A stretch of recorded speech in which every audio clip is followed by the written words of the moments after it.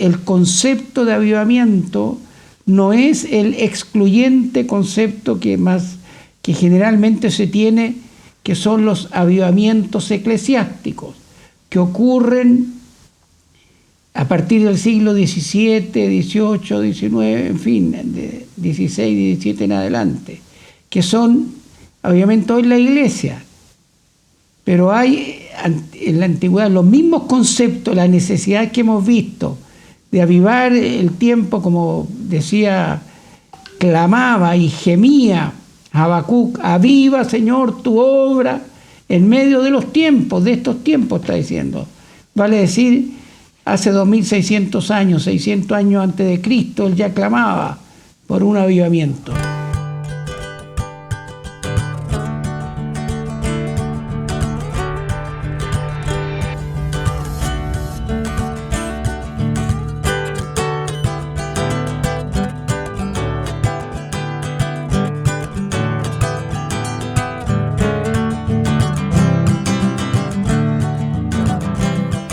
Iglesia Encuentro con Dios presenta TV Encuentro, un refrigerio a su corazón.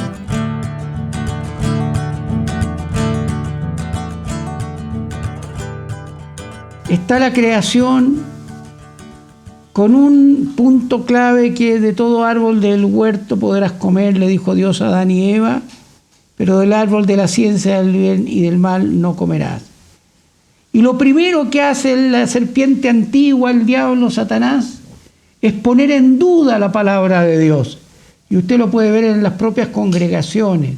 Con que Dios te ha dicho eso, cuando la gente pone en duda los principios, los valores, los mismos relatos bíblicos, que empieza a decir son fábulas, son cuentos, cuando son hechos reales.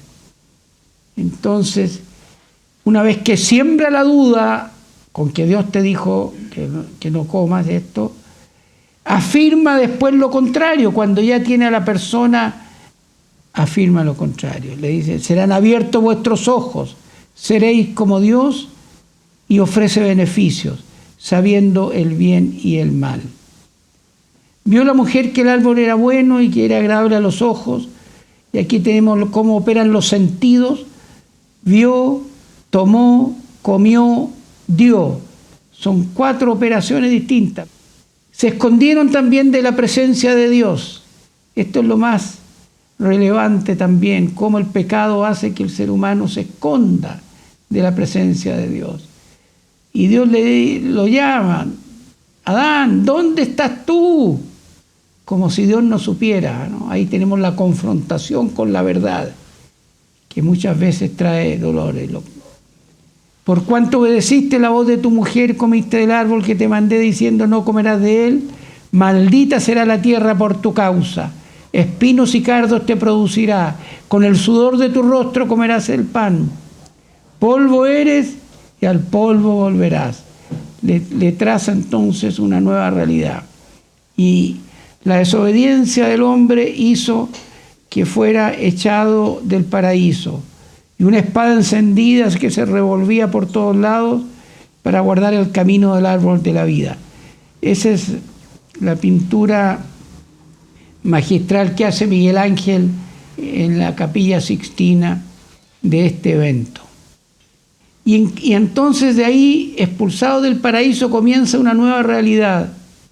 Conoció a Adán a su mujer, y viene entonces de parte de Eva un nuevo hijo que es Caín. Y después viene Abel, y Abel fue pastor de ovejas y Caín fue labrador de la tierra. Por la fe Abel ofreció más sacrificio, por lo cual alcanzó testimonio de que era justo, dando Dios testimonio. Y muerto aún habla por ella. Eso nos aclara el libro de Hebreos. Y el Señor le pregunta a Caín: ¿dónde está Abel tu hermano? ¿Soy yo acaso guarda de mi hermano?, le responde. Y nuevamente la confrontación de Dios. Primero le dice: ¿dónde estás? Y después le pregunta: ¿dónde está tu hermano? ¿Qué has hecho? 3 preguntas. Y aquí entonces viene la generación de Caín. Se desarrolla toda una civilización una cultura, una descendencia por siglos que son contrarias a la descendencia de Abel. Y Caín edificó una ciudad que la llamó el nombre de su hijo Irat, engendró a Mehujael. Mehujael engendró a Metusael y Metusael engendró a Lamec. Y Lamec tomó para sí 2 mujeres. Ahí aparece en el capítulo 4, verso 19, por primera vez la bigamia. Y Ada dio a luz a Jabel, el cual fue padre de los que habitan en tiendas y crían ganados. Y el nombre de su hermano fue Jubal, el cual fue padre de todos los que tocan arpa y flauta. También se crea, pero interesante, curioso, que la música aparece en la generación de Caín. Antes no nos dice que cantaran alabanza. Pero entonces se va formando esta civilización y después viene también la minería. Y Sila también dio a luz a Tubal Caín, artífice de toda obra de bronce y de hierro, y la hermana de Tubal Caín fue Naamán. Así que ya vemos toda una civilización contraria a los principios y a los valores de Dios. Ahí tienen los 2 cuadros. Abel, una religión espiritual íntegra, con Caín una espiritualidad carnal. Con Abel, la generación de Abel, fe, justicia, humildad. La espiritualidad de Caín, egoísmo, injusticia, soberbia. Resultado, la persecución hacia Abel, y finalmente que muere, pero estamos hablando de la generación, y el odio de Caín hacia el cristianismo. Hoy día se ha desatado una eclesiofobia y una cristofobia, y hay fobia en Naciones Unidas, en el mundo, en las nuevas generaciones. Hay un rechazo. Las Naciones Unidas dijo que el estorbo para el progreso eran las religiones. Conoció de nuevo Adán a su mujer, la cual dio a luz un hijo y llamó su nombre Set. Porque Dios dijo, me ha sustituido otro hijo en lugar de Abel, a quien mató Caín. Y Set también le nació un hijo a Set y llamó su nombre Enos. Y tome nota cómo termina el último verso del capítulo 4. Entonces los hombres comenzaron a invocar el nombre del Señor.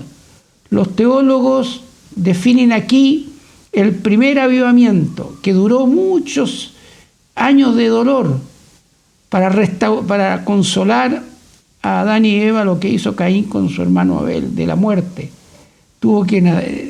Nació Set, y aún ahí no comenzó el avivamiento, tuvo que volver a pasar otra generación, demoró, hasta que al final los hombres comenzaron a invocar el nombre del Señor. Matthew Henry, que usted debe conocerlo, que dice precisamente sobre este verso: Dios les concedió también ver el reavivamiento de la religión en su familia, a Adán y Eva. Consuelo para sus padres y abuelos, constatar que sus descendientes andaban en la verdad y ahora comenzaban a adorar a Dios, no solo en privado y en familia, sino en público y en asambleas solemnes. Así que, como digo, varios teólogos confirman lo que estoy diciendo en esta hora, ¿no? En Romanos dice: todo aquel que invocare el nombre del Señor será salvo. Y todo aquel que invocare el nombre del Señor, decía Joel, se fija en una frase, será salvo. Y por eso cuando dice ahí la síntesis del libro de Génesis, termina el capítulo 4, reitero, con la generación de Caín, y dice: y después de la tercera generación, Enos, después de Enos, los hombres comenzaron a invocar el nombre del Señor. En 1 Corintios también aparece nuevamente lo mismo. Con todos los que en cualquier lugar invocan el nombre de nuestro Señor Jesucristo, Señor de ellos y nuestro. Gracia y paz. O sea, implica invocar el nombre del Señor, la salvación, la conversión, etcétera, ¿no? Entonces, el primer avivamiento espiritual se gestó con el martirio de Abel, se desarrolló con la generación de Caín, se mantuvo en caminar con Dios, y aquí vamos a detenernos. Caminó pues Enoc con Dios, desapareció porque le llevó Dios.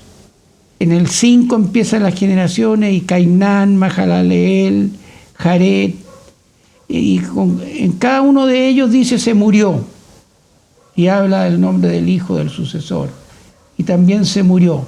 En cambio, al llegar a Enoc 2 veces en su corta biografía de solo 3 líneas, consigna que caminó con Dios.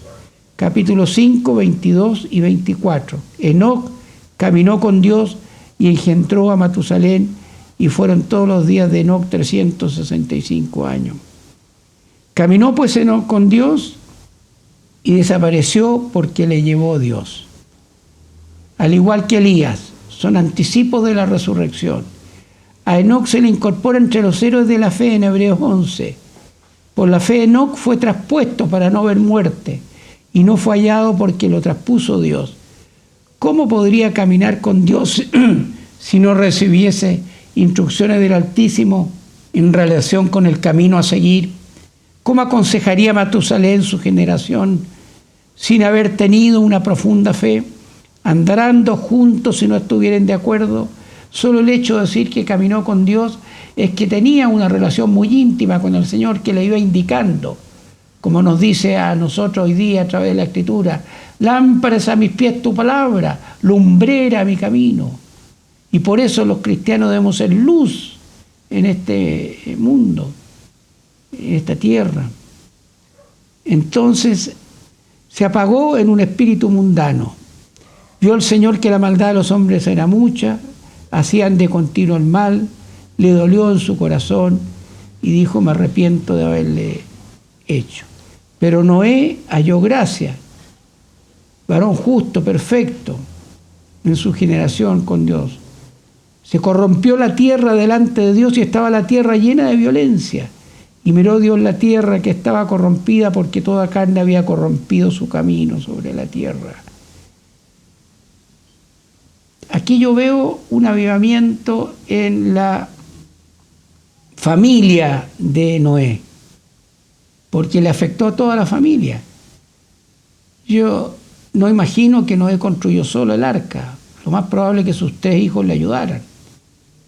Y además, él es conocido y tildado y calificado como pregonero de justicia, con lo cual, por eso está esa lámina ahí, él predicaba al resto de la gente, le decía: viene un diluvio, arrepiéntanse. Alguien podría decir: bueno, hagamos otra arca. Dios le daría, si hubiese un grado de bondad como para cambiar de actitud, Dios le habría dado solución a otras personas. Pero era lo único a través de Noé y su familia los que fueron salvos. Que el Señor avive en nuestros corazones, en primer lugar, en nuestras familias. Haga señales, portentos y milagros el Espíritu Santo por medio de su palabra. Bendícenos, Señor, te necesitamos. La iglesia del siglo XXI, la iglesia en Chile, en Latinoamérica, te necesita, Dios nuestro. Y Dios le proveyó el arca. Entra tú y tu casa, porque a ti he visto justo delante de mí en esta generación. Hizo Noé conforme a todo lo que le mandó el Señor. Noé caminó con Dios, fue obediente a Dios, fue recordado por Dios, por la fe trabajó por su salvación, advirtió a sus vecinos, construyó el primer altar para adorar a Dios, fue honrado por Dios. Y aquí pasamos a otro pasaje, porque digo, es muy poquito lo que aparece en la Escritura, pero después del diluvio, dice, les dijo que se expandieran. Y tenía entonces toda la tierra una sola lengua y una misma palabra. Miren qué hermoso. Cuando salieron de Oriente, hallaron una llanura en la tierra de Sinar.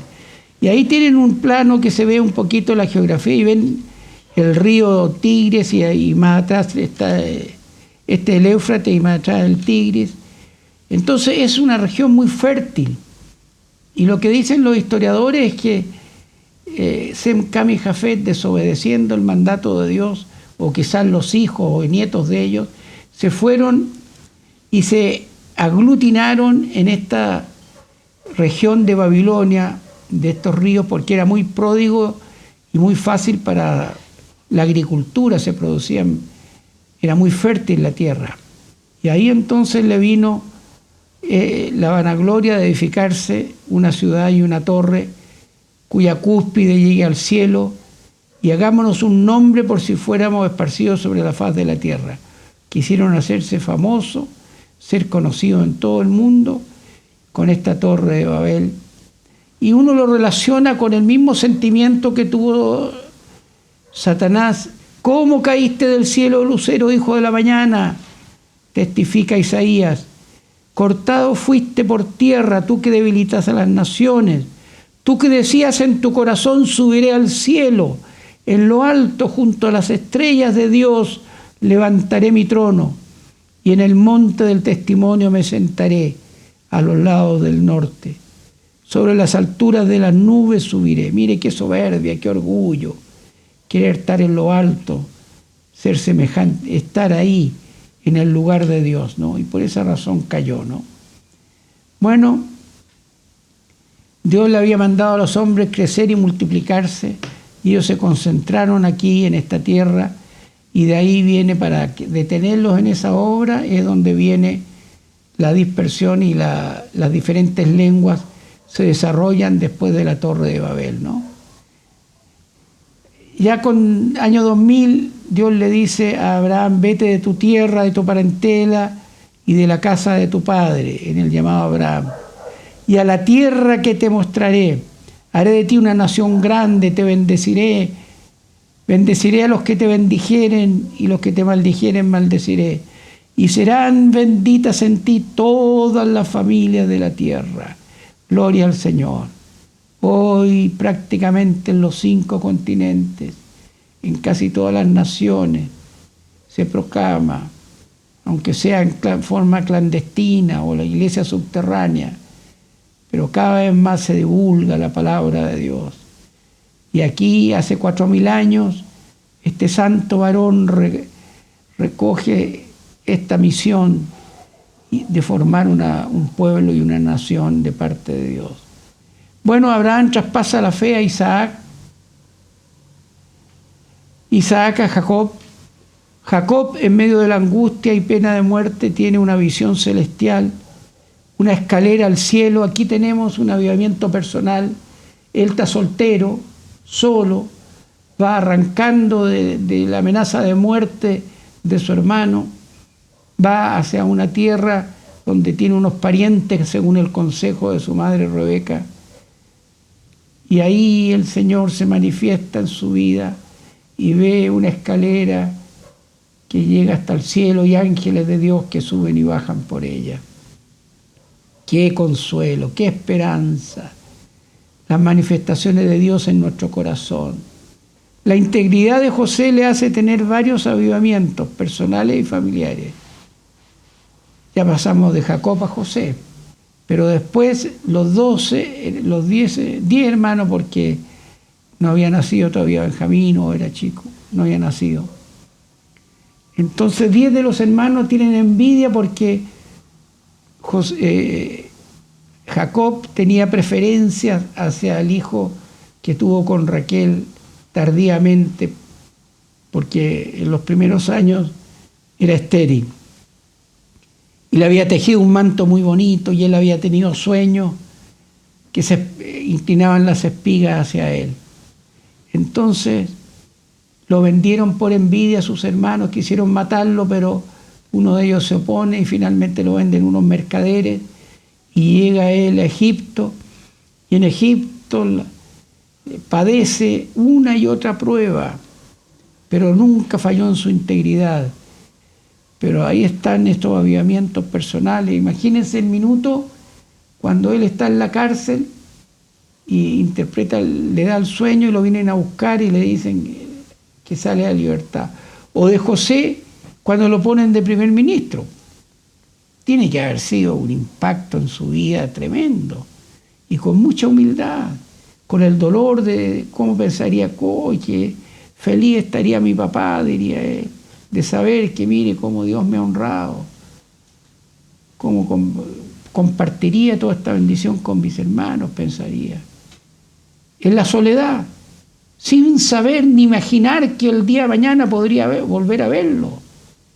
Quizás no imaginó nunca que iba a ver a su padre de nuevo. Pero Dios se manifiesta de forma gloriosa, como digo, cuando hay oración, plegaria, arrepentimiento, o en épocas históricas convulsionadas también. Entonces, distinga sus propios avivamientos en su vida.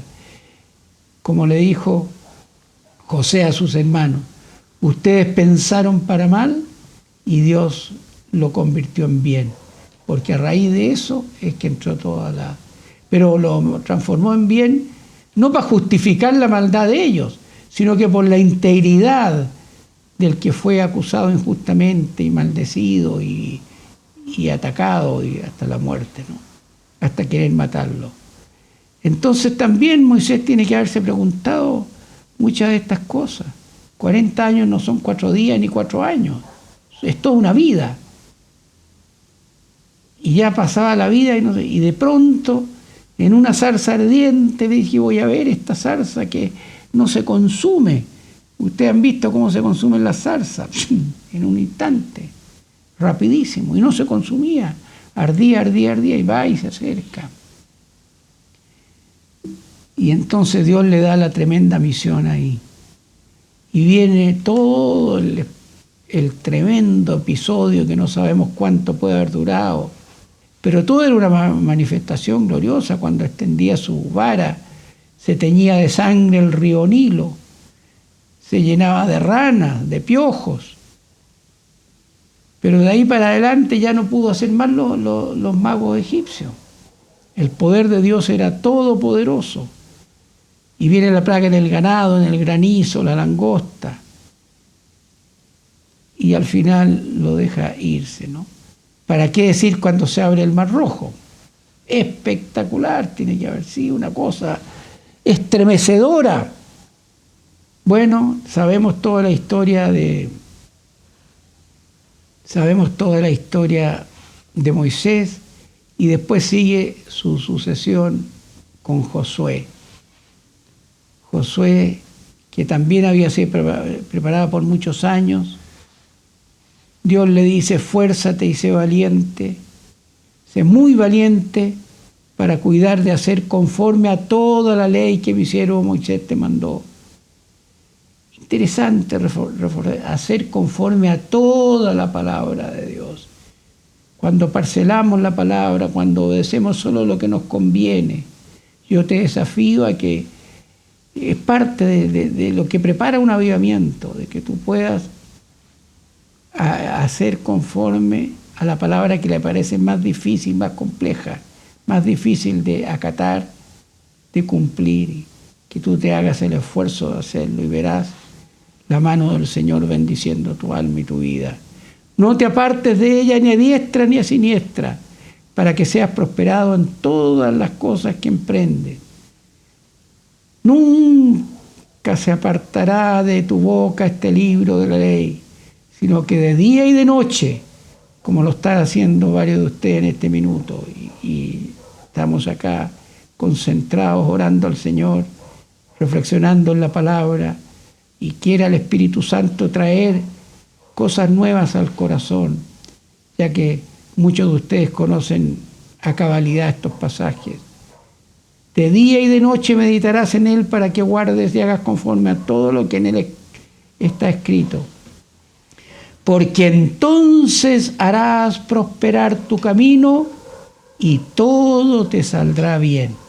Alabado sea el Señor, ¿no? Vosotros seréis, dice Dios, mi especial tesoro sobre los pueblos. Mía es toda la tierra. Seréis un reino de sacerdotes, gente santa. Estas son las palabras que dirás a los hijos de Israel. Viene entonces un tiempo de anarquía valórica. No hubo victoria en el traspaso generacional, que es una meta bien difícil. Pero quedémonos con el Salmo 90. Señor, tú has sido nuestro refugio de generación en generación. Que Dios nos permita traspasar la fe a nuestros hijos y a los hijos de nuestros hijos, y por generaciones podamos ser creyentes y obedientes a la palabra de Dios. Este periodo de los jueces, donde el pueblo es una teocracia, tienen la ley, tienen con claridad lo que es bueno y lo que es malo, está todo eso escrito, dice, pero ellos se olvidan, la diosa y los dioses, falsos dioses, el dios Moloch, la diosa Astoret, invaden sus corazones, atraen sus rituales, se contaminan con ello. En el capítulo 28-29 están los de Deuteronomio, están las bendiciones de la obediencia y las maldiciones de la desobediencia. Y como ellos desobedecían, entonces le venían todas las maldiciones, venían los pueblos vecinos, quemaban sus lagares, sus trigos, violaban a sus mujeres, se llevaban a los niños de esclavos. Y ahí Dios levantaba, por el clamor del pueblo que lloraba y se arrepentía, levantaba un juez. Y así está Débora, Samgar, Otoniel, Gedeón, que es uno de los, y Sansón, que son de los más conocidos. Gedeón con los 300 personas que son suficientes, dice él. Pero él vive un verdadero avivamiento, trae bendición al pueblo. Y él mismo tenía un ejército numeroso, y Dios le dice, son muchos. Y al final con 300 hombres rodean el campamento enemigo ante un ejército. Creo que eran 100.000 los que huyeron ahí después de esta bendición, este avivamiento de Gedeón, que tiene el pueblo y trae la paz, la bendición, y dura algunos años y después ahí queda. Y se levanta todo, la Jair, Jefté, Ibsán.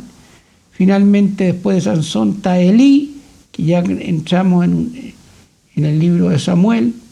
Sabemos que a Samuel piden rey y Dios les concede, y de ahí empieza entonces la historia con Saúl en adelante, que vamos a ir analizándola a raíz de estos aspectos de avivamiento. Iglesia Encuentro con Dios presentó TV Encuentro, un refrigerio a su corazón.